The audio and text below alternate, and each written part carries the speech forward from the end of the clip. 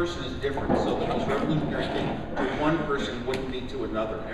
Every exhibit in there could be to a certain person most revolutionary. And I don't know if revolutionary is the right word. Maybe most inspirational, or makes you, get chills or gasp or emotional. Yeah, I think the fact that there isn't any one big revolution, that the high speed of progress from the simplest machines out there to what we have today, where the computer has almost disappeared, that's probably the most revolutionary thing, to see the progress with how this whole industry has leaped forward. No other industry has done that. The incredible shrinking machine.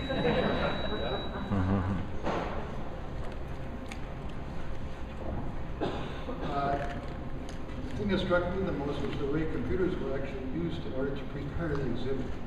Behind all the quality and design that you see is a huge amount of programming. Well, I took a geology course at Caltech when I was an undergraduate, and the geologist told me, Max, what he told the class, you are living in a geological revolution right now. Well, this whole exhibit and computers themselves are the revolution of science, technology, and the whole thing is revolutionary. I would say these are the most revolutionary things in the exhibit, because they're all there, and their friends are there, and their colleagues, and the people who've done amazing things over a couple of generations. So that would be my answer. Any other questions? Yeah, I don't know what's appropriate for this film. Thank you. Hi, I'm Todd Bezenek. Ellen J. Smith this year at Hot Chips asked a panel that was talking about technological development in Asia. He said, when are we going to start worrying about the fact that we're bringing people over here and teaching them how to be the best engineers on the planet, the generation following this panel, and they're going home, and what happens when the United States isn't developing the next generation of what's in that room?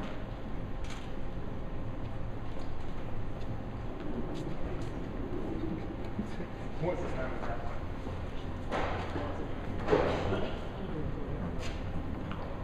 Well, people ask me, where are you from? And I like to say I'm a citizen of planet Earth. And I don't think we really care if the next generation machine is being built in Idaho or Massachusetts or California that strongly. We just really care that the next generation machine is available for those of us who want it and use it and apply it to whatever we do. So I don't really have an answer. I don't really care. My answer is sort of like, don't care. Yeah, actually, that was my sentiments exactly. It makes me happy that this is a worldwide enterprise, and it's not anyone one thing. It's beautiful work, and it advances civilization, and that's what I consider my life's work is a struggle against ignorance rather than a struggle against some other country. Well said. Yeah, I agree. I don't think we should regionalize this. If some other country can exceed in innovation, God bless them. I do think, though, as far as innovation goes, I think the American culture still stimulates that, and still sponsors it and allows it. But I think the more the merrier as well. Well, if some other place invents something, then we'll come back and build on top of that. It's not competitive.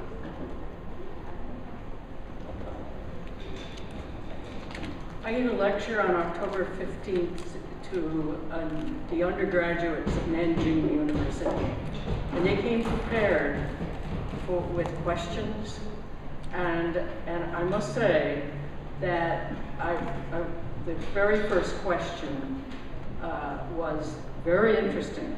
Why should we study computer science? And I think I absolutely agree that this, where we are is global.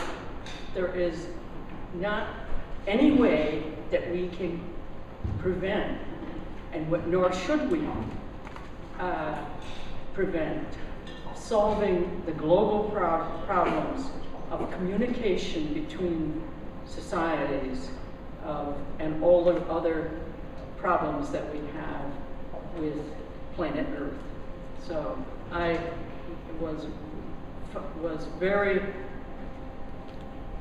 thrilled to see this huge room of students that were asking and pondering the same problems that we are.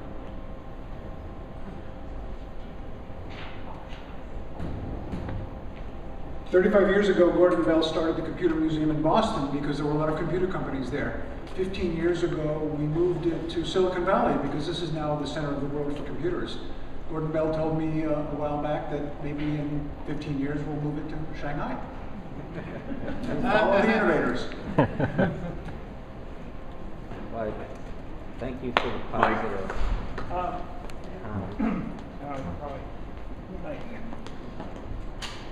So I have been thinking back to the museum, to its valley roots on the Moffett Field, and when it was in that leaky warehouse and kind of had to squeeze through the table to look at stuff.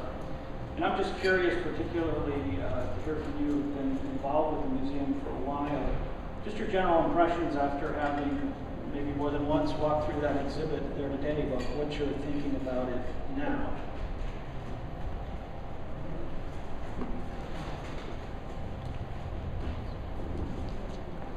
In the old days that you referred to, it was kind of a private club back then with all the pioneers and the guys admiring all the machines and having fun reminiscing and talking about that and talking about new inventions. But it was kind of a private club. And now this has opened it up to the public, so non-technical people can appreciate the breadth and this whole revolution in a meaningful way. I suspect young people today that are just born with computers all around them may not really have the perspective of where it all came from and how not so long ago none of it existed at all. So I think that's what I see this exhibit's about. I've given tours in the old physical storage, and I'm contemplating tours here. And I must say that with the additional stuff here, there's a lot more you can say, and a lot more things you can point out that aren't covered in the incredible amount of text and work that's been done. There are a lot of connections between different things. Like, for example, in the logic thing, I could point to a simple demonstration of logic, which is the basis of all the logic in the Cray work. And it's very simple, you can understand it. And it's just, you make a few thousand of those, and you can make the Cray work. At least you can see what Cray.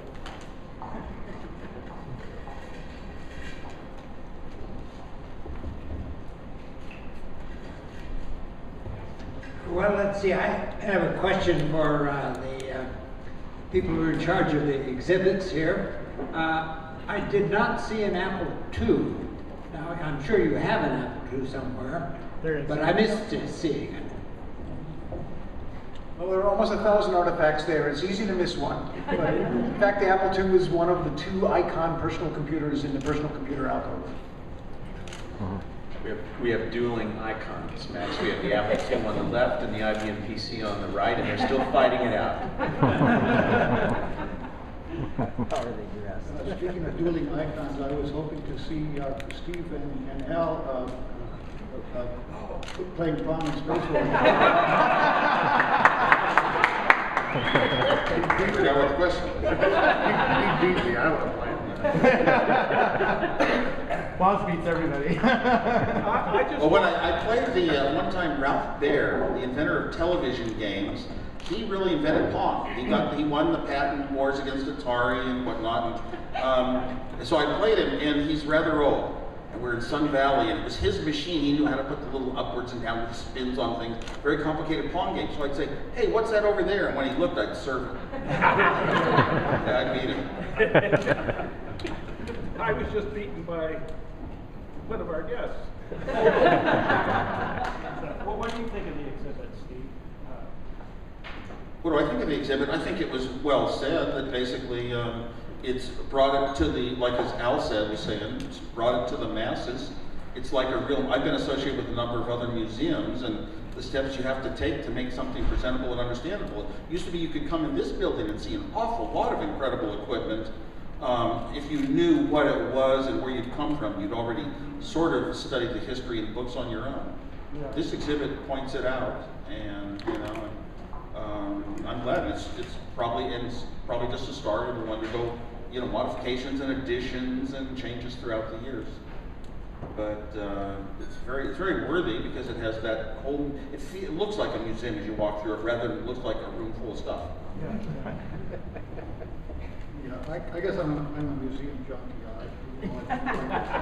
I go to different cities and I love to go to museums and this here we have not only a fantastic collection but the museology, the way it's presented, the textures, the fonts and so on. That they have the magnifying glasses at a kid's level. So much thought went into it. Besides all the video things and stuff, it seems to me is world-class presentation, and as well as top artifacts. And that's I don't know how right now how I could improve any particular part of it because I think it is well done on so many levels.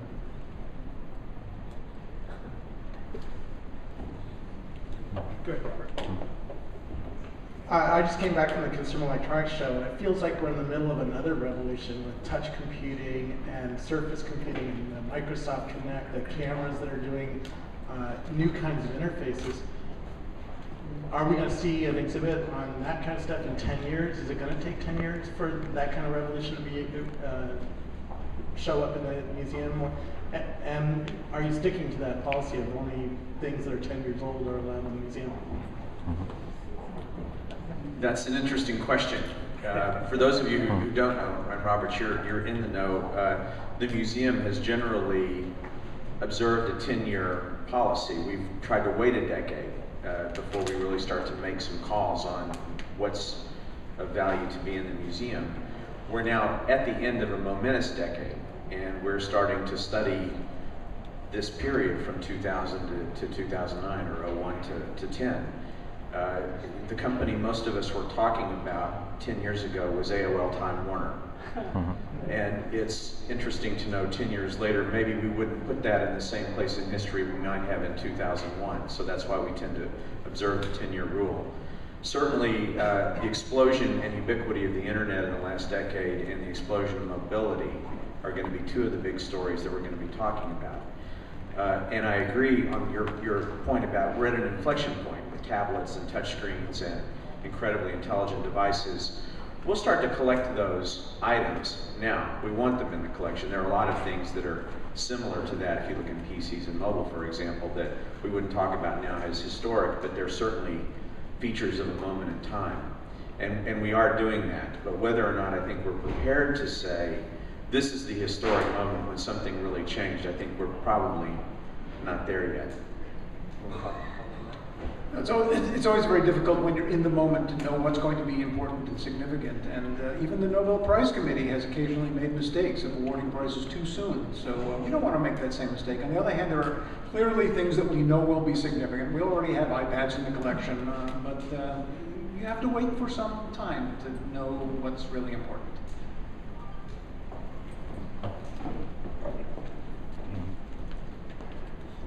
Thanks. I think you guys mentioned that you have about 2% of the whole collection on display here. Can you talk about some of the kinds of arguments you have about what to put in and the 98% to leave out? That's you. Boy, do we ever have scar tissue. And it's not only among the curators on the staff and they're working with us, it's outsiders and pioneers. Kirsten, who ran the exhibition development, always says it's not what you put in, it's what you leave out. It's very difficult to decide what represents best the story that you're trying to tell.